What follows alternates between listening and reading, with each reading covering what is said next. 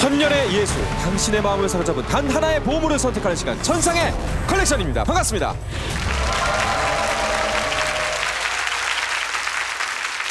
오늘은 조금 더 특별한 보물들을 여러분들께 준비를 해봤습니다. 대한민국을 대표하는 보물 중에 보물, 그 중에서도 보물을 모아서 오늘은 걸작 특집으로 준비를 했습니다.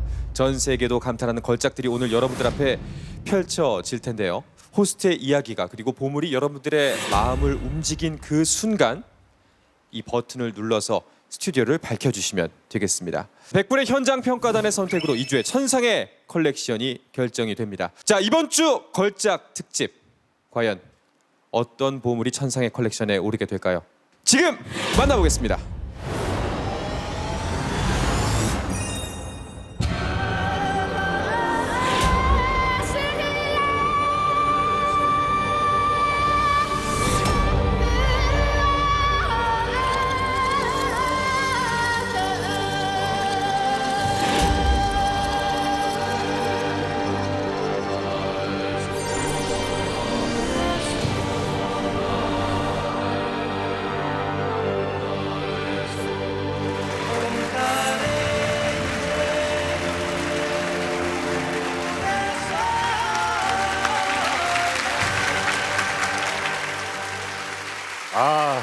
정말 행복합니다. 오늘의 이 보물을 여러분들께 소개해드릴 수 있어서 정말 영광입니다. 제가 오늘 소개할 보물, 걸작 특집답게 직접 만나고 왔습니다.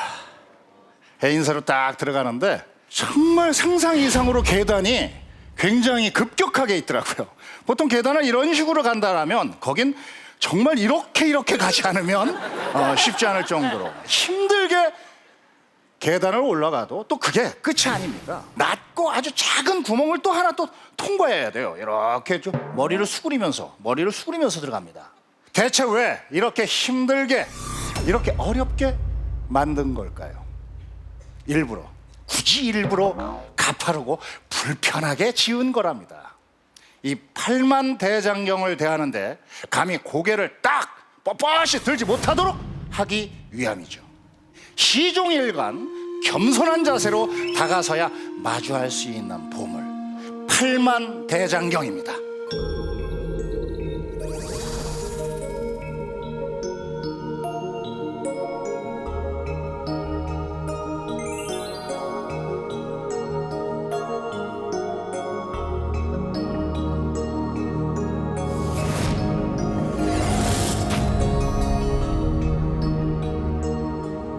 이 팔만대장경은 8만 장이 넘는 나무판에 부처의 가르침을 일일이 새긴 겁니다. 부처님 말씀을 손으로 새긴 게 자그마치 5,200만 장. 판을 쌓아 올리면 백두산보다가 높고 63빌딩보다 더 높아요. 스케일 자체가 그냥 어마어마한 거예요. 예. 이 작업을 하는데 1년에 10,000명을 동원했다고 생각을 해보세요. 적어도 2,000년은 걸릴 거랍니다.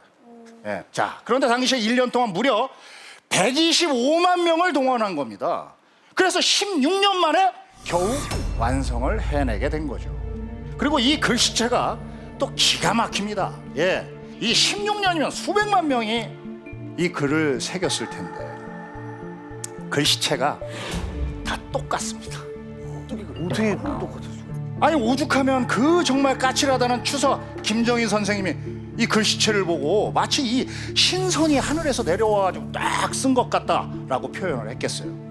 말 그대로 혼을 담은 겁니다.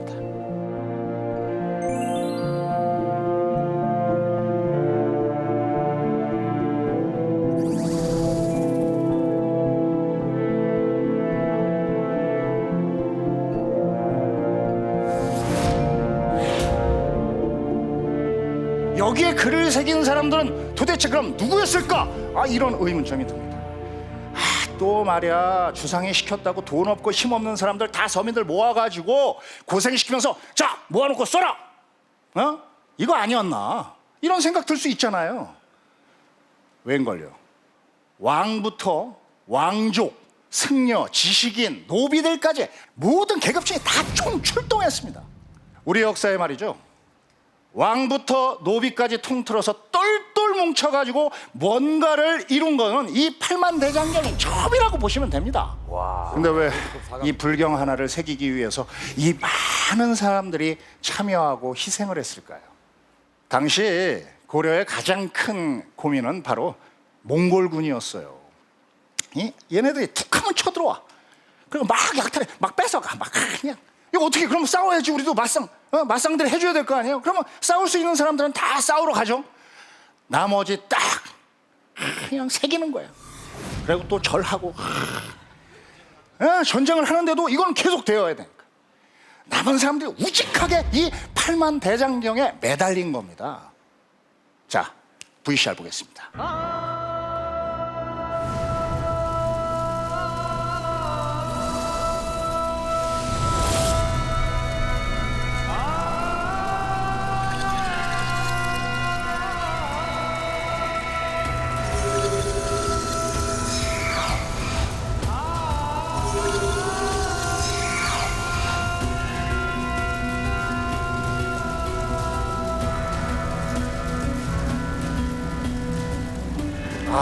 좋네요. 박수 한번 보내주시죠. 우리의 얼 아니겠습니까? 자, 여러분, 나무 아니겠습니까? 나무, 그죠? 나무의 가장 위험한 게 뭐라고 생각하세요? 물. 불. 맞습니다. 불이죠. 근데 지금까지 그 팔만대장경 주위에서 말이죠, 이 나무들은 불에 너무 약하게 불이 난 것만 7번이에요. 예. 오래된 나무잖아요. 불 한 번 붙으면 그냥 다 타는 겁니다. 큰일 나는 거예요. 그런데 그때마다 화기가 미치지 않았다고, 멀쩡했다고 합니다.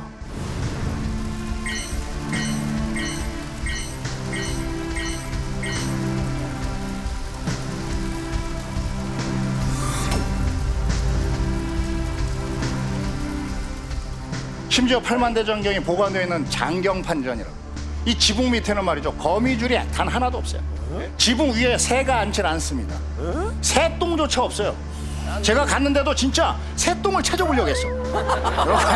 새똥이 없어. 거미줄을 찾아보려고 했어. 거미줄이 없어요. 진짜? 정말 나라에 큰일이 닥칠 때마다 팔만대장경도 사실 굉장히 위험했습니다.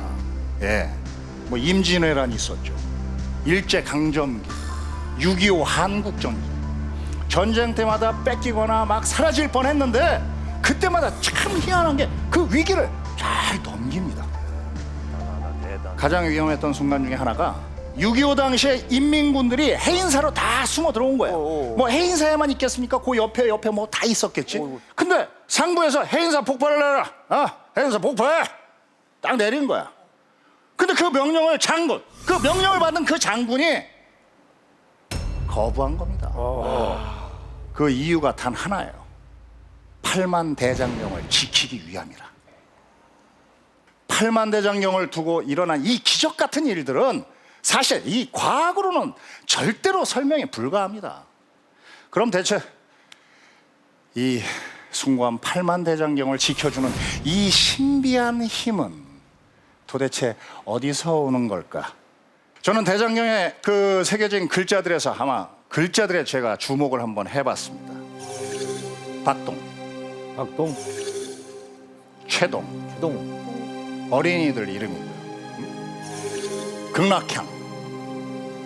누군가는 부모님의 극락왕생을 기원한 거겠죠. 그러니까 이게 불경만 썼던 게 아닙니다. 예, 개개인의 바람이 다 들어가 있는 거예요.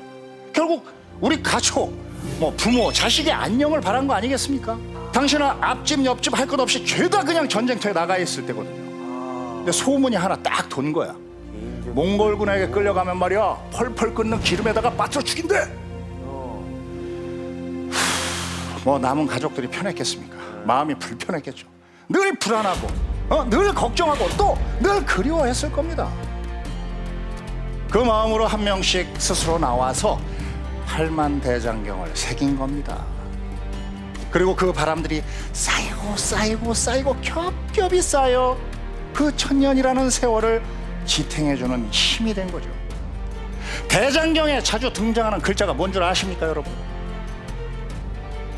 심장.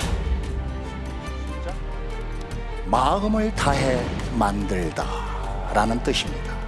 지배층은 물론이고요, 백성들까지 그저 모두 그 마음을 온통 그 마음을 다 한 겁니다. 고려인을 하나로 만든 중심에는 이 팔만대장경이 분명히 있었다고 봅니다. 최근 우리가 유독 선을 긋고 편을 나눴잖아요. 이 팔만대장경 속에 담긴 메시지가 이 시대를 버텨내고 있는 우리를 향해 있지는 않나 한번 생각해 봅니다. 팔만대장경이었습니다. 감사합니다.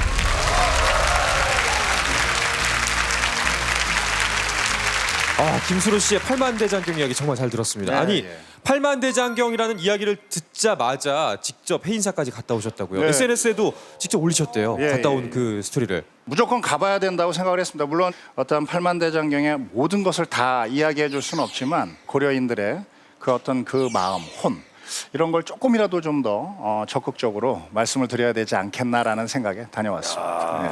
박수 한 번만 더 주시죠.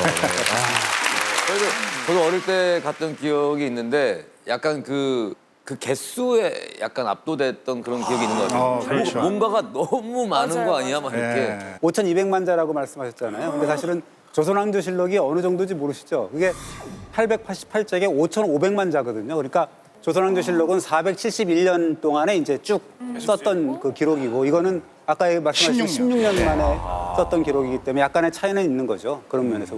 배 악플도 한 10만 자 정도밖에 안 되는데. 대단하네. 거의 한 사람이 새긴 것처럼 이렇게 될 수 있는 이유가 글씨 연습을 1년 동안이나 해가지고 글씨를 다 맞췄다 그래요. 그러니까 정말 뭐 명필가만 모아서 한 게 아니라 전계층이 모여서 글씨 연습을 했고, 또 여기 엄청난 정성이 또 한 번 더해진 게 오탈자율이 1%도 아니고요, 0.0003%입니다. 거의 오탈자가 없다고 볼 수 있죠. 저도 아직까지는 열에 한 5번은 박진영으로 나오거든요. 대단하네. 저는 진짜 계속 그렇습니다. 홍경인으로 나오거든요. 또 한 가지 놀라웠던 점 중에 하나는요. 전 국민이 왕족부터 시작해서 귀족, 천민 할 것 없이 자발적으로 나서서 제작을 했다고. 그렇죠. 모든 계급이 전혀 상관없이 다 자발적으로. 옛날에 저기 IMF 때 저기 온 국민이 그 금모으기 운동한 거 마냥. 자발적으로. 예. 월드컵 때 그렇지, 그렇지. 그때처럼 월드컵 때. 자발적으로 다 월드컵 아세요? 근데? 알죠? 그때 나이가 그때 초등학교 2학년 그때는 뭐 온 국민이 포장마차를 가면 모르는 사람끼리 건배하고 막 이랬거든요. 예. 뭐 자발적으로 나와. 자발적이죠. 자발적 건배. 예. 그게 이제 자발적일 수밖에 없는 게 한 두 가지 정도가 이유가 있습니다. 하나는 뭐냐면 그 전에 저희 초조대장경이라고 처음 새겼다고 그렇죠. 대장경을 거란족을, 만들었잖아요. 근데 예. 그때가 그 초조대장경을 이 새겨라 그럴 때 새겼더니 거란이 물러나갔다는 물러난 거거든요. 거죠. 그래서 이제 그 이번에 몽골 쳐들어왔으니까 한번 우리도 또 한번 대장경을 만들어야겠다 해서 만든 게 하나 있고, 가장 중요한 건 우리가 무신 정권의 실력자라 그러면 뭐 최후, 그다음에 최양 뭐 이렇게 아버지 아들이 있지 않습니까? 예. 그 사람들이 재산을 거의 반을 내고 뭐 이런 식으로 했습니다. 그러니까 그렇죠. 어떻게 보면 지도층이 솔선수범을 했다는 거거든요. 그 요즘 얘기하는 그 노블리스 오블리스 뭐 이런 그렇죠. 또 뭐 재미난 얘기 하나가 6.25 때 그 해인사에 인민군들이 많이 숨어 들어가 있지 않겠습니까? 그 아무래도 산이다 보니까. 근데 철수하면서 그 해인사를 불태우려고 했대요. 왜냐하면 자기들 흔적이 거기 남아 있으면 안 되니까. 그래서 한 대략 900여 명 정도가 있었는데 본인들이 투표를 한 겁니다. 이걸 불태울 거냐 말 거냐를 가지고. 근데 딱 한 표 차로 안 태우기로 했다. 예. 인민군들이 민주주의에 꽂힌 투표를 했다니. 그 부분이 약간 저도 좀 걸리긴 했어요. 예. 또 한 가지 또 신기한 게요. 사실 그 집안에 있는 가구들만 해도 한 10년, 20년이 지나면 좀 뒤틀리고 막 그 녹슬거나 여러 가지 문제가 발생하잖아요. 근데 대장경파는 700년이 맞아요. 지나는데도 이게- 여전히 그 유지가 된다고요. 나무를 선택을 할 때도 정말 추운 날 나무를 베서 얘를 바닷물에다가 담궈놔요. 그러면 이게 자체적으로 소금이 수분을 흡수했다가 자기가 다시 뱉어냈다가 하는 작업을 통해서 견고하게 이게 응축이 되면 그 다음에 다시 한번 소금물에 끓여요. 그러고 난 다음에 2년에서 3년 정도를 말린다고 하니까 나무 하나하나를 만드는 것 자체가 사실상은 보물이었던 셈이죠. 어떻게 알았대? 진짜 똑똑하 나라가 어려운 순간 모든 국민이 하나가 돼서 이뤄낸 팔만대장경의 기적. 김수로 씨 최후의 한마디 예. 부탁드리겠습니다. 위기를 극복하고자 했던 이 고려인들의 간절함, 지금 우리에게도 그 간절함이 필요하진 않습니까? 모두가 하나가 돼서 이뤄낸 기적 잊지 마십시오. 팔만대장경입니다.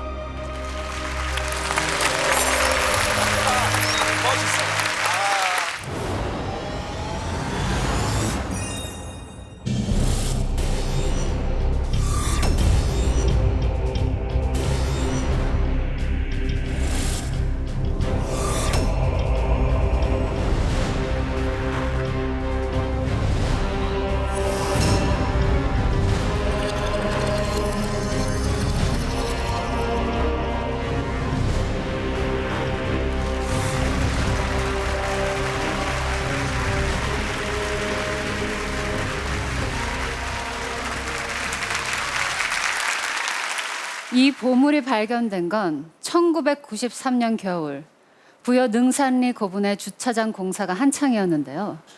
이 공사를 할 무렵 백제 시대의 기와장 조각들이 우르르 쏟아져 나왔습니다. 기와. 그리고 그 기와장 밑에 아주 귀해 보이는 보물이 아주 조심스럽게 누워 있었죠. 진흙을 잔뜩 뒤집어 쓴 채 발견된 이 보물은 1400년 동안이나 땅속에 묻혀 있었다는 게 믿기지 않을 정도로 아주 완벽했습니다. 녹슨 흔적도 거의 없었죠. 이 보물이 세상에 등장하면서 백제의 역사는 다시 쓰여지기 시작합니다. 지금껏 발굴된 백제의 문화재 가운데 단연 최고의 걸작으로 뽑히죠. 느낌이 오시나요? 그렇다면 버튼을 눌러주세요. 백제, 금동, 대향로. 항로. 이름 그대로 아주 큰 향로예요. 아마 이 정도? 굉장히 크죠? 64cm나 됩니다. 동아시아에서 가장 큰 향로라고 해요. 또한 우리가 알고 있는 향로와는 비교도 안 될 정도로 정말 아름답고 정교합니다.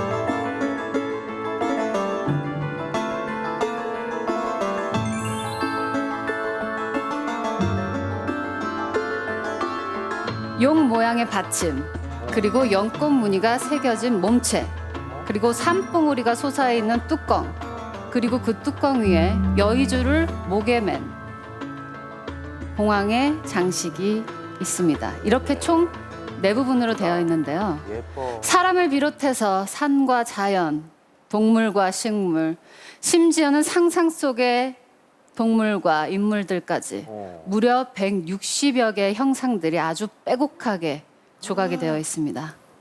처음에는 이 향로가 너무 아름답다 보니까 아니 이걸 백제인이 만들었다고? 에이 거짓말. 중국에서 만들었겠지. 이런 의심까지 받았다고 합니다. 그런데요. 금동대향로가 발견된 곳은 바로 백제 왕실에서 지은 국가 사찰터였습니다.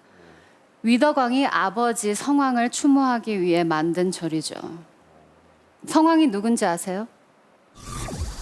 백제 중흥기 사비 시대를 연 왕입니다. 백제가 한반도 끝자락에 있는 나라가 아니라 바다를 통해 세계 어느 곳이나 갈 수 있는 글로벌한 백제다라고 생각할 정도로 엄청난 야심가였다고 합니다. 그런데 관산성 전투 때 허망하게 세상을 떠납니다.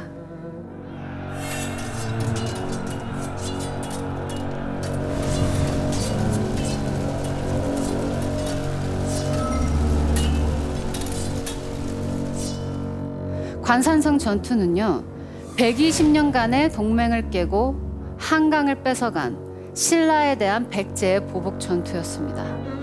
근데 이 싸움을 누가 일으켰냐? 성왕의 아들 위덕왕입니다.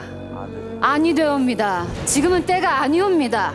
라며 모든 대신들은 이 전쟁을 반대를 했습니다. 하지만 성왕만은 아들의 뜻을 적극 지지해 주었죠. 위덕왕의 뜻대로 시작된 전쟁. 하지만 어땠을까요?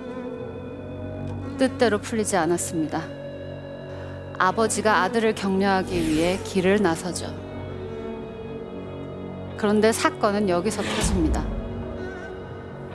그 길목에 매복해 있던 신라군에게 잡혀서 목이 잘려 세상을 떠납니다. 너무나 비참한 죽음이었습니다.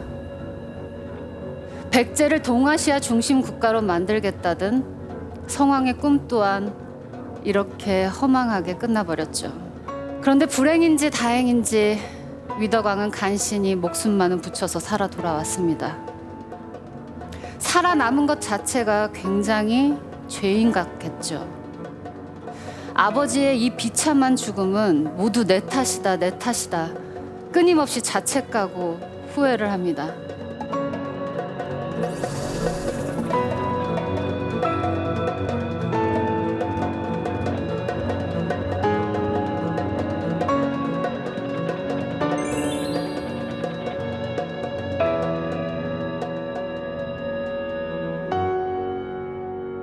재를 올리며 향을 피우는 건 산자가 망자에게 보내는 메시지와 같습니다. 그래서 위덕왕은 저승의 아버지와 자신을 이어주는 도구로 이 아름다운 향로를 만든 것이지요. 그래서 이 향로를 자세히 보면요, 마치 타임캡슐을 타고 1400년 전 백제로 돌아간 듯한 기분이 듭니다. 여기 보면은 앵무새나 악어를 비롯해서 원숭이, 양, 사자, 코끼리 등 당시 한반도에 살지 않았던 외국의 동물들까지 아주 구체적으로 묘사가 되어 있습니다. 한반도를 넘어서 세계 문명과 교류했던 백제의 기상이 느껴집니다. 또 하늘에는 봉황이 날고 악사들은 음악을 연주합니다. 이게 악사. 한가로이 개와 산책을 하고 폭포수에 머리도 감죠. 낚시하는 사람들도 있습니다. 여기 말을 타고 사냥하는 사람들도 보이죠. 다양한 사람들이 있네. 아버지 성왕이 그토록 꿈꾼 백제, 그리고 위덕왕이 바란 백제는 이런 태평성대의 나라였습니다.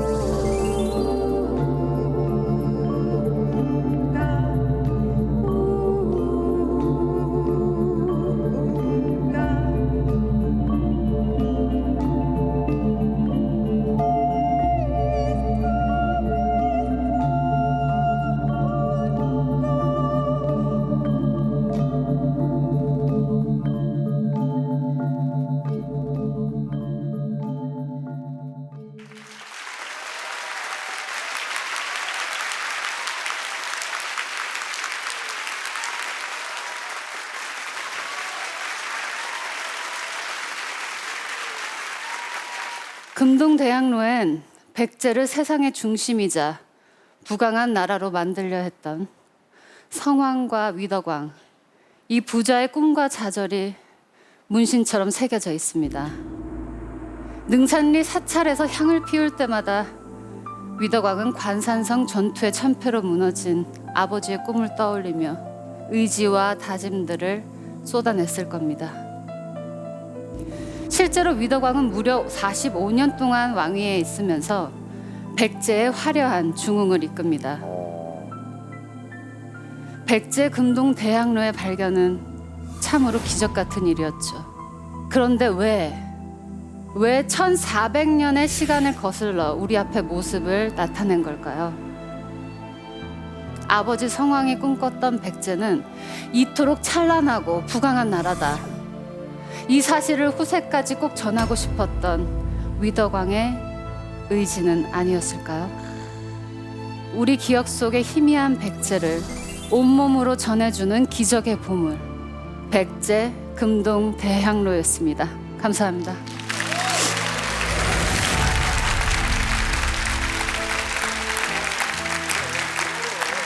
이야. 그 향로를 통해서 향을 피워서 네. 선녀가 내려온 것 같았어요. 네. 다시 누르고 싶었어요. 계속. 그러니까요. 근데 이 안에 너무나 많은 스토리가 느껴지니까 제가 느낀 감정을 어떻게 여러분들께 조금 더 다가갈 수 있을까 고민하다가 춤이라는 장르를 선택하게 진짜 됐는데 이게 그 향이라는 게 이제 서양에서는 이제 시인의 음식이라고 하거든요. 근데 오늘 이렇게 춤으로 표현하니까 뭔가 되게 와닿았어요. 이 향의 느낌, 특히 여신께서 직접 앞에서 주셔가지고 여신님께서 다시 누르고 네. 싶었어요. 네. 근데 제가 이게 금동 대학로를 어디서 많이 봤지라고 생각을 했는데 제가 찾았습니다. 어디서요? 어디서 찾았죠? 본거 같고. 바로 박물관에서 봤겠죠. 제가 공부하던 국사책에서 오. 국사책 표지 모델로 활동을 하고 계셨습니다. 표지 모델이네요. 그래서 저는 표지 모델 분에게 한 표를. 감사합니다. 아, 되게 중요한 보물이네요. 야, 이렇게 귀하고 보기 어려운 금동 대향로. 대향로. 좀 더 자세히 살펴보기 위해서 박영진 씨가 또 뭐 네. 준비하실 게 있다고. 그렇습니다. 제가 굉장히 아, 역시. 귀중한 대향로. 여러분들 보세요. 자, 자 대향로. 이거는 대자가 아니고 소자 같은데. 중국인데요? 소자죠. 그래서 직접 가져올 수 없어서 그 부여박물관 기념품 샵에 약간 작지만 가까이서 보면 크게 보여요. 제가 다니는 신문사의 일면에 이제 사진이 딱 나왔습니다. 그 당시에 이것이 일면 톱으로 나왔고 또 다른 면에 정말 사진을 이래가지고 우리가 도배했다 그러고 대문짝만하게 실었다고 한 그런 표현이 있거든요. 그렇게 나왔습니다. 문화재 발굴이 됐다고 일면을 장식하는 굉장히 이례적인 거죠. 네, 그렇습니다. 그때 일본 신문에도 그 당시에는 아사히 신문 같은데 나중에 보니까 일면에 크게 똑같이 사진이 나왔더라고요. 와 근데 대단하네. 이거 주차장 공사하다가 발견한 거면 네. 맞아요. 이렇게 막 포크레인이나 이런 걸로 하다가 잘못하면 그냥 이거는 뭐 부서진 채로 발견될 수도 있는 거 아닙니까? 절 앞에 있는 공터 부근에 기와 조각이 굉장히 많이 발견이 되더래요. 그래서 거기를 120cm 정도를 파봤더니 기와장으로 이렇게 약간 방어벽 같은 거를 세워놓고 금동 대학로를 비단으로 싸서 누가 마치 금방 발견될 것으로 생각을 했다는 듯이 급하게 묻었던 것이 발견된 거죠. 네, 이게 녹슬지 않았던 것도 진흙 상태에서 거의 진공 상태였기 때문에 녹슬지가 않았습니다. 그럼 누가 이렇게 급하게 여기다가 숨겨놨을지 혹시 감이 오시나요? 글쎄요. 신라랑 전쟁하다가 잠깐 밀린 거죠. 6.25 때 피난 가듯이. 왜 6.25 때도 금방 올게 이러고 내려왔다가 38선 때문에 못 가신 분들이 많잖아요. 그러니까 전쟁 중에 잠깐 피하면서 잠깐만 여기 있어. 있어. 잠깐만 있어. 돌아올게 하고 살짝 덮어놓고 갔는데 근데 신라가 나중에 이제 통일하고 이러니까 신라 사람들은 모르고 모르지 어디 숨겨놨는지. 약간 마추픽추 그 대양의 도시 있잖아요. 그 약간 좀 생각나요. 잃어버렸던 도시인데 갑자기 다 찾으면서 이렇게 위대한 도시가 있었구나. 잉카 민족에 대한 위대함을 알게 됐는데 여기도 사실 이 코끼리 그려져 있는 거 보니까 백제도 이 코끼리에 대해서 알고 있었다, 교류했었다 이런 위대함 알게 됐고 백제에 대해서 훨씬 더 많이 이제 알 수 있었기 때문에 대단한 것 같아요. 백제하면 뭐 근초고왕, 뭐 의자왕, 삼천궁녀 뭐 요 정도 말았는데 예, 이게 나오면서 이제 뭐 위덕왕, 성왕 다 한 거 아닙니까? 새로운 또 중흥기도 알고 잘 나왔네. 백제 전성기라는 건 사실은 영토나 이런 걸로 봐갖고는 그 한성백제 시기거든요. 근초고왕 때 그때고 요 이제 공주나 삽입이 좀 이렇게 좀 아르고 쇠퇴한 거 아니냐고 하지만 문화적으로 보면은 특히나 이제 불교 문화 같은 경우는 굉장히 절정기를 이뤘던 그런 시기거든요. 그러니까 또 이런 금동대학로라든가 뭐 여러 가지 유물이 많이 나오지 않습니까? 그런 거 보면 굉장히 절정기라고 봐야 됩니다. 백제 금동대학로의 별명이요 100개의 얼굴이라고 합니다. 예, 오늘 왜 그런지 정말 이 시간을 통해서 잘 알 수가 있었던 것 같습니다. 아버지에 대한 후회, 미안함, 비통함, 위덕왕의 헤아릴 수 없는 마음들이 바로 이 금동대학로에 아주 정교하게 새겨져 있습니다. 그리고 그 마음이 얼마나 간절했으면 1400년 동안 잠들어 있다가 기적처럼 우리에게 모습을 드러냈을까요? 그야말로 기적의 보물, 금동대학로입니다.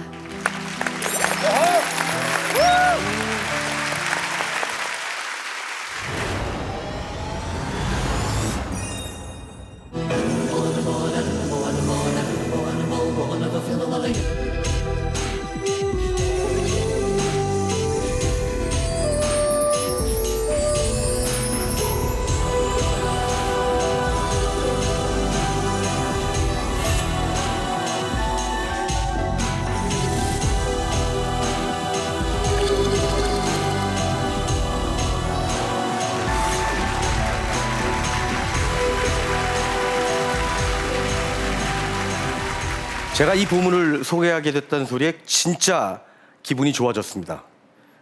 사실 제가 불자인데요. 완전 나이롱 불자입니다. 올해 아직 절에 가질 못했더니 이번엔 부처님께서 나한테 오셨구나 그런 생각이 들더라고요. 자, 오늘 제가 갖고 나온 보물은 우리나라 보물 중에서 문화재 중에서 대통령입니다. 걸작 반가 사유상입니다. 반가 반만 가부좌를 틀었다는 거죠. 사유 생각하는 모습을 담았습니다. 이 국립중앙박물관에서도요 방을 혼자 씁니다. 독방이에요. 왜? VVIP니까. 그럼요. 거의 그랜드 스위트룸이라고 할 수 있죠.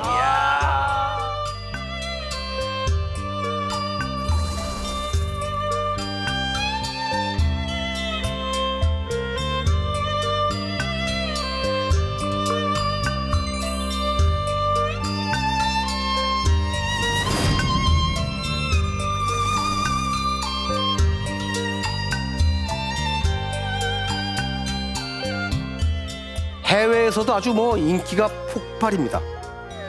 제발 한 번만이라도 전시해달라는 요청이 아주 쇄도하고 있다고 합니다. 그래서 해외 순방도 여러 차례 다니셨는데 이동 거리만 해도 무려 지구 2바퀴입니다. 아이고. 이때 놀라주시는 거예요. 네. 그래요. 한 바퀴도 아니고 2바퀴. 대단하십니다. 자, 그러면 한 번 나갔다 올 때 보험가가 얼마냐? 얼마일 것 같으세요? 10억? 20억? 30억? 경미하는 것 같은데. 1996년도에 무려 400억입니다. 20년 전에 400억. 2013년도에 한 번 더 다녀왔는데 그땐 500억. 현존하는 우리나라 보물 중에 역대 최고가로 알려져 있습니다. 실제로 보면 생각보다 큽니다. 한 키가 93cm 정도 되는데 허리가 많이 날씬한데 어색함이 없어요.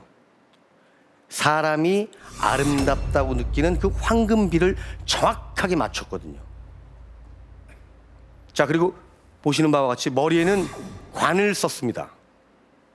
있는 집 자식이라는 겁니다. 이 반가사유상의 모델이 되는 석가모니가 다음 왕이 될 태자로 태어났기 때문이죠. 그렇게 모든 걸 다 가진 왕자가 세속의 부와 명예를 버리고 해탈에 들어갔습니다. 반가사유상은 왕자가 속세를 버리기로 결심한 그 순간을 담았습니다. 그래서 관을 쓰고 옷을 걸친 상태인 겁니다. 장식이 거의 없죠. 단아합니다. Simple is the best. Yeah. Do you know what I'm saying? Yeah, right. Okay. 대신 옷자락이 살아서 천이 이렇게 하늘하늘하게 퍼져 있죠. 솔직히 말하면 뭐 사실 요즘 시대의 미남상은 아닙니다.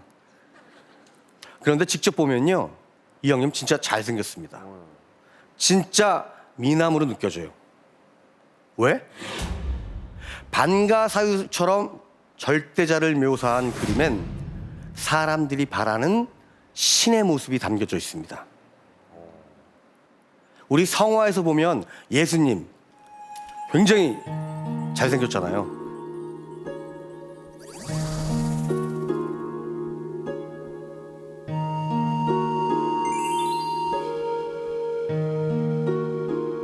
너무 못생겼거나 무섭게 생겼으면 내 이웃을 사랑하라 라는 말씀이 좀 설득이 안 될 것 같잖아요. 친근감이. 그리고 내 죄를 용서해 줄 수 있는 그 절대자는 좀 인자했으면 좋겠다. 반가사유상도 그렇죠.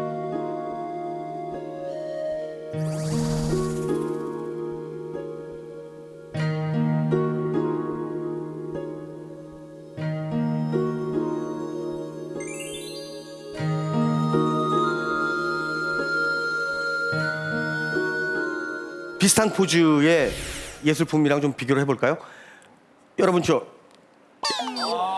이거 아시죠? 로댕이 생각하는 사람이에요.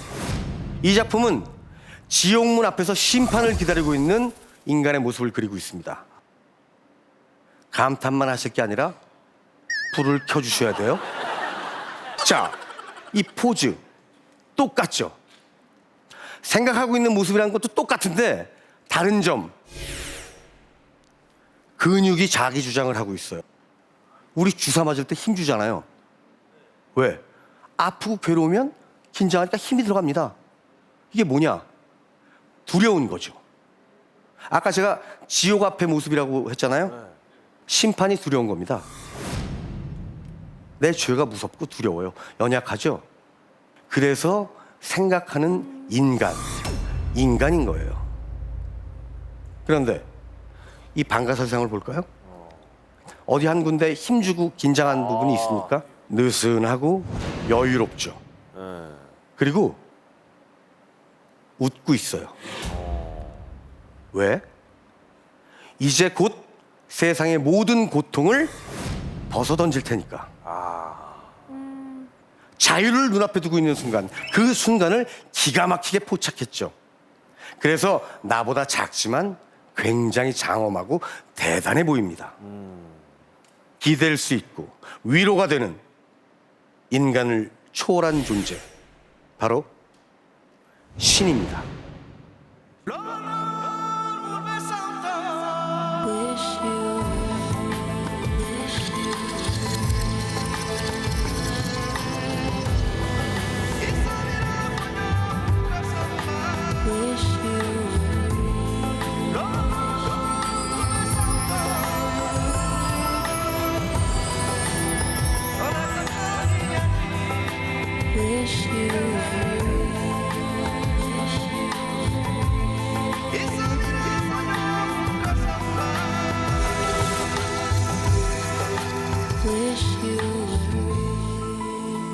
박수 한번 줄까요?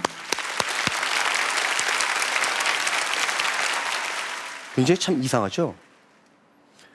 저도 모르게 부처님 앞에 가면 막 응석 부리게 됩니다. 없던 걱정도 막 털어놓죠. 어떤 종교든 절대자에게 의지하는 건 내 짐 하나를 털고 내 마음의 위로를 찾는 거구나. 그런데 저만 그렇습니까? 이 반가사상이 저 같은 그저 평범하기 이를 데 없는 사람들에게 뭘 해줬을지 한번 떠올려 봅시다. 1000년 넘은 이 불상 앞에서 셀 수 없이 많은 사람들이 자신의 고단함을 털어놨겠죠. 굉장히 신기한 건요, 일제시대 발견된 이 반가사상이 서울로 왔을 때 어떤 모습이었는지 아십니까? 불상 표면에 두껍고 하얗게 호분이 발라져 있었고, 얼굴에는 먹으로 그린 처진 눈꼬리와 꼬불꼬불한 수염이 있었고, 입술도 빨갛게 칠해져 있었다고 합니다. 근데 저는 그 사실이 아주 마음에 들더라고요. 이 아름답고 위대한 불상이 수많은 불자들을 거느린 대궐 같은 사찰이 아니라, 가진 것이 넘쳐나는 부잣집에 모셔진 게 아니라 대단한 예술품이라는 것조차 몰랐던 초라하고 가진 것 없는 서민들과 함께 있었다는 얘기입니다. 높은 곳에 계신 분은 낮은 데로 임한다고 합니다. 가장 낮은 데서 우리를 위로하고 있습니다. 반가 사유상이었습니다.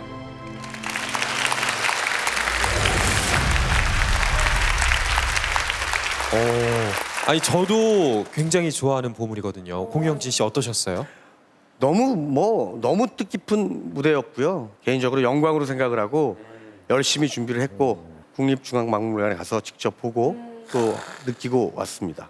용산에 있나요? 네, 용산에 있습니다. 땅값이 대단한데 거기서 방 하나를 혼자 쓰는 거 대단한 거군요. 그렇죠. 근데 아까 이제 그 생각하는 사람하고 네. 비교했잖아요. 근데 저는 약간 미소 보면 이 모나리자의 미소하고 좀 약간 모나죠. 알 웃고 듯 있는 모를 건데 모른 듯 이런 것 좀 있어요. 원래 이제 불상이 커질수록 비례가 무너지기가 굉장히 쉬워요. 그래서 뭐 누워있는 와불이나 관촉사석조 미륵보살 같은 거는 정말 위에 머리는 거대하고 아래 비례가 답하게 되는데, 이건 정말 완벽하게 크기가 큼에도 불구하고 신체 비례가 굉장히 잘 맞춰져 있고요. 실제로 일어날 것 같아요. 그러니까 실제 사람이 왜냐면 저 발 보세요. 발가락이 이 자세에서 저렇게 발가락을 해줘야 돼. 이게 버틸 수 있거든요. 발가락 디테일. 처음에 이 이완광 박물관에 올 때가 1912년이었는데요. 그렇죠. 그 당시에서도 그때도 엄청난 가격으로 왔거든요. 그때 2,600원에 왔거든요. 고려청자 같은 경우 국보급은 500원 정도였으니까. 야, 그게 근데 2,600원이면 고려청자 국보급이 500원인데 이거는 2,600원이잖아요. 그럼 몇 배가 됩니까? 엄청난 가격이었죠. 5배 이상. 자, 이거 문제 하나 드릴게요. 좋아요. 이런. 이 반가사유상을 만든 나라는 어딜까요? 1번 신라, 2번 백제, 3번 고구려. 신라가 어울리지 않습니까? 딱 봐도. 신라요? 신라, 금이. 형민 씨 신라. 전 백제요. 우리 키썸 전 백제요. 백제. 자, 1번 신라 손 들어보세요. 아, 신라 신라. 맞죠, 신라. 생각보다 별로 안 맞네. 자, 2번 백제. 이쪽으로 고구려 서섭하겠어요. 고구려서 3번 고구려. 아, 고구려서 고구려. 고구려 맨날 활만 쏘나요? 그래요, 고구려. 정답은 삼국입니다. 예? 삼국. 공동 제작을 한 거예요? 그럼? 아니요. 그게 아니라 이 유물의 출처를 몰라요. 왜냐면 삼국 모두에서 많이 만들었던 상이에요. 맞아요. 삼국이요? 실제로 삼국이라고 써야지 만점으로 처리되는 서술형 평가 기준도 있습니다. 왜냐하면 그래요? 학계에서도 굉장히 의견이 분분하고요. 지금까지도 아주 적확한 예까지 들어가면서 논쟁 중에 있습니다. 왜 그러냐면요. 저게 1912년에 그 팔라 그랬던 사람이 일본 사람인데 출처를 얘기를 안 했습니다. 그러니까 불법 반출을 한 건데 그걸 얘기를 해버리면 자기가 이제 어디서 갖고 왔다는 걸 알게 어디서 되잖아요. 훔쳐갖고 또. 그러다 보니까 그걸 이제 지금까지도 그걸 출처 논란이 있었던 거죠. 재밌는 건요. 일본의 국보가 있을 거 아니에요. 일본도. 네. 일본 국보 1호가 이 반가사유상하고 똑같은 모습입니다. 아 그래요? 맞아요.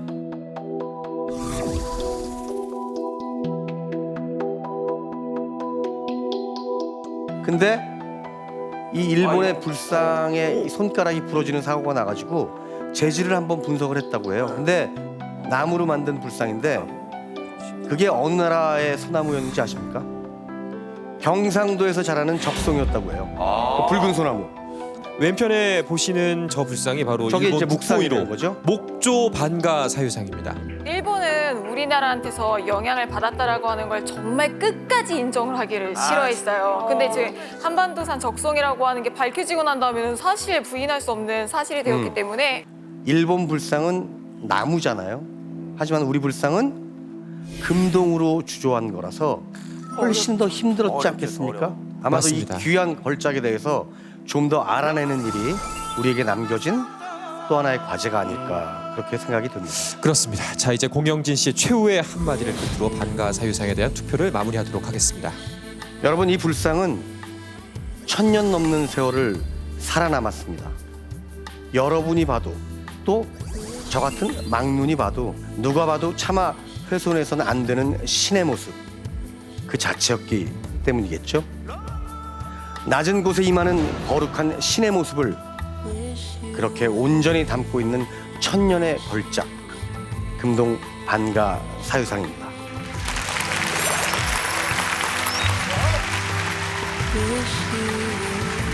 시종일관 겸손한 자세로 다가서야 마주할 수 있는 보물.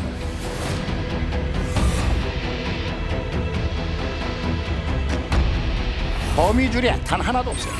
지붕 위에 새가 앉질 않습니다. 불 한 번 붙으면 그냥 큰일 나는 거예요. 그런데 그때마다 멀쩡했다고 합니다.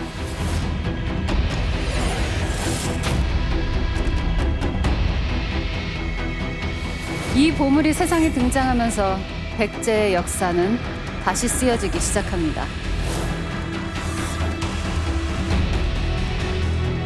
부강한 나라로 만들려 했던 부자의 꿈과 좌절이 새겨져 있습니다.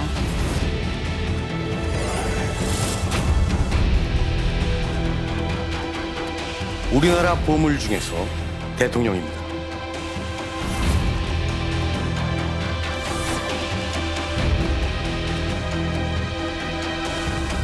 천년 넘은 이 불상 앞에서 셀 수 없이 많은 사람들이 기댈 수 있고 위로가 되는 바로 신입니다.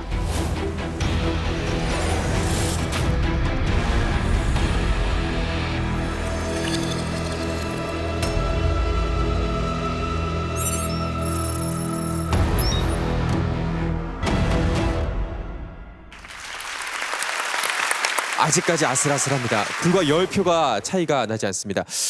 여러분들의 최종 투표로 인해서 이번 주에 천상의 컬렉션은 얼마든지 달라질 수가 있습니다. 자, 어떻게 6분께서는 마음의 결정 내리셨나요? 아 근데 자꾸 이렇게 마음이 막 이리 갔다 저리 갔다가. 그렇죠. 저는 이 결정적으로 마음을 먹은 이유가 보물이 되는 어떤 과정에 저는 스토리. 저는 스토리에 저는 반가 사유상 같은 경우는 왜 제가 기사를 쓸 생각을 안 했지라는 생각이 들었어요. 그냥 너무 이 위대하다 그럴까 그래서 좀 신경을 들쓴 부분이 있는 것 같습니다. 오히려 그런 면이 있어서 이번 기회에 굉장히 좋은 공부가 되는 거죠. 자, 그럼 여러분, 당신의 마음을 사로잡은 단 하나의 보물의 불을 밝혀주세요.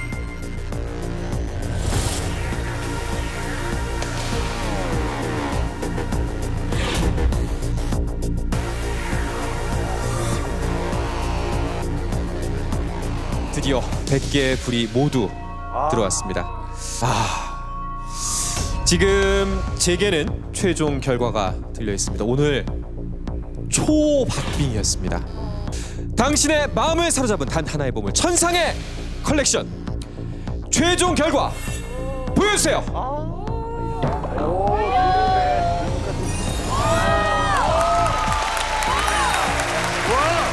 네, 오늘 천상의 컬렉션에는 호스트 김수로 씨의 8만 대장경이 올랐습니다.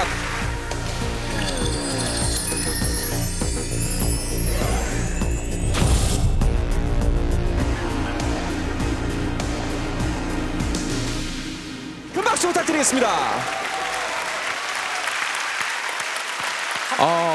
축하드립니다. 129분이 선택을 해주셨습니다. 그 말은 거의 세 분의 표가 똑같다는 얘기죠. 네, 정말 박빙이었습니다. 다시 한번 이 세 분 모두에게 큰 박수 부탁드리겠습니다.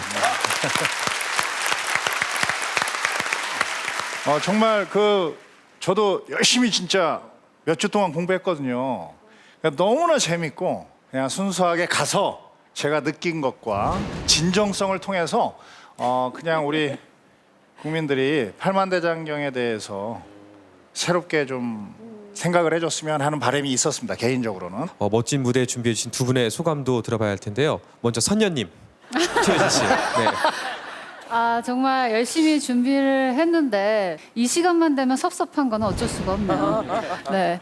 다음에 더 준비를 잘해야 될 것 같다는 생각이 들고 또 이 프로그램을 통해서 이렇게 저도 개인적으로 역사에 대해서 느끼고 공감하면서 좀 유익했던 시간이었던 것 같아요.